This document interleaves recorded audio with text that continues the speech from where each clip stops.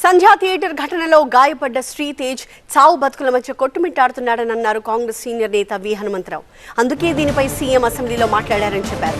బెయిల్పై ఉన్న అల్లు అర్జున్ ఎందుకు మీడియా సమావేశం పెట్టి మాట్లాడారని ప్రశ్నించారు ఆయన. శ్రీతేజ్ కోలుకోవాలని ప్రార్థిస్తూ అల్లు అర్జున్ మృత్యుంజయ యాగం చేయాలన్నారు. ఆ కుటుంబాన్ని ఎలా ఆదుకోవాలో ఆలోచించాలన్నారు. సినీ ఇండస్ట్రీ ఏపీకి రావాలని ఆఫర్లు ఇస్తున్నారని, ఇలాంటి డ్రామాలు ఎందుకు చేస్తున్నారో అర్థం కావట్లేదని విహెచ్ కామెంట్ చేశారు.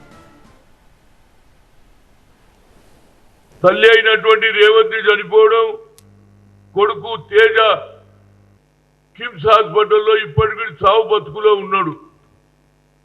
దాని మీద అసెంబ్లీలో సమాధానం చెప్పే పరిస్థితి అయినది, సమాధానం ఇచ్చాడు.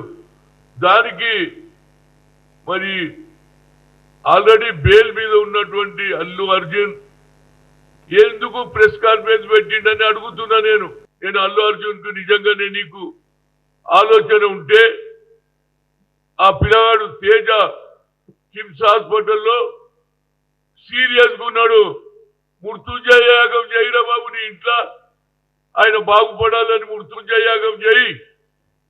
అదేవిధంగా నీకు ఆలోచన ఉంటే వాళ్ళ కుటుంబానికి ఏ విధంగా సాయం చేయాలని ఆలోచన చేయి.